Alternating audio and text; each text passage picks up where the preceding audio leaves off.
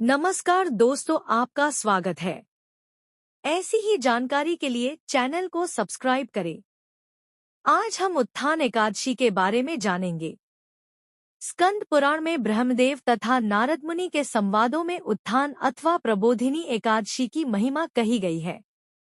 एक बार ब्रह्मदेव देवर्षि नारद को कहने लगे, हे ऋषिवर, सभी को पुण्य, आनंद और मोक्ष प्रदान करने वाली उत्थान एकादशी के बारे में मैं तुम्हें कहता हूँ।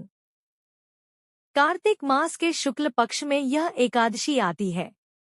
इस एकादशी के पालन से मिलने वाला पुण्य सहस्र अश्वमेध यज्ञ या 100 राजसूय यज्ञ करके मिलने वाले पुण्य से भी कई गुना अधिक है। यह सुनने के पश्चात नारद जी ने पूछा, हे पिताश्री, एक समय खाने से अथवा पूर्ण उपवास करके प्राप्त होने वाले फल के विषय में कृपया आप बताइए। ब्रह्मदेव ने कहा, एकादशी को एक समय खाने से उसके केवल एक जन्म के पाप नष्ट होते हैं। जो केवल रसाहार करता है उसके 2 जन्मों के पापों का नाश होता है, पर जो पूरा दिन उपवास करता है उसके 7 जन्मों के पाप नष्ट होते हैं। हे पुत्र, उत्थान एकादशी के पालन से त्रिभुवन में अनिश्चित, न मिलने वाला और बहुत ही दुर्लभ ऐसा पुण्य प्राप्त होता है। मंदार पर्वत के समान पाप भी इस व्रत के प्रभाव से नष्ट हो जाते हैं।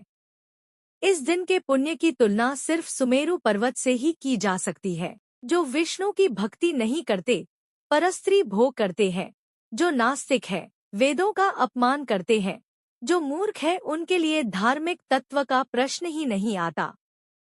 इसीलिए किसी को भी पाप नहीं करना चाहिए, सिर्फ पुण्य कर्म ही करना चाहिए। पुण्य कर्मों में लगने से धार्मिक तत्वों का नाश नहीं होता। जो भी निश्चयपूर्वक उत्थान एकादशी का पालन करता है उसे 100 जन्मों के पापों से मुक्ति मिलती है। जो भी रात को जागरण करता है उसके भूत, वर्तमान, भविष्य की पीढ़ियां वैकुंठ प्राप्त करती है।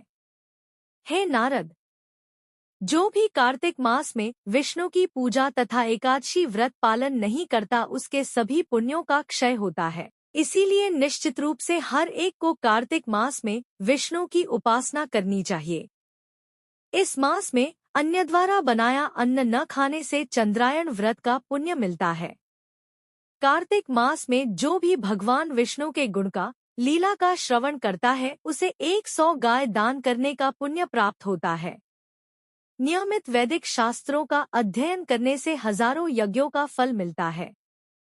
जो भगवत कथा के श्रवण के पश्चात वक्ता को दक्षिणा देता है उसे वैकुंठ की प्राप्ति होती है। हे स्वामी, कृपया यह एकादशी कैसी करनी चाहिए, इस नारद मुनि ने कहा, विषय में आप हमें बताइए। पितामह ब्रह्मदेव ने कहा, हे द्विजश्रेष्ठ, प्रातःकाल स्नान के पश्चात भगवान केशव की उपासना करे। इस तरह व्रत धारण करे कि, हे अरविंदाक्ष, एकादशी को मैं अन्न ग्रहण नहीं करूंगा, केवल द्वादशी को ही अन्न ग्रहण करूंगा। हे अच्युत, कृपया आप मेरी रक्षा करें। ब्रह्मदेव ने आगे कहा, संपूर्ण दिन भक्तिभाव से व्रत का पालन करना चाहिए। रात में भगवान विष्णु के पास बैठकर भजन कीर्तन, लीला का श्रवण करके जागरण करना चाहिए। एकादशी दिन लोभ की वृत्ति का त्याग करना चाहिए।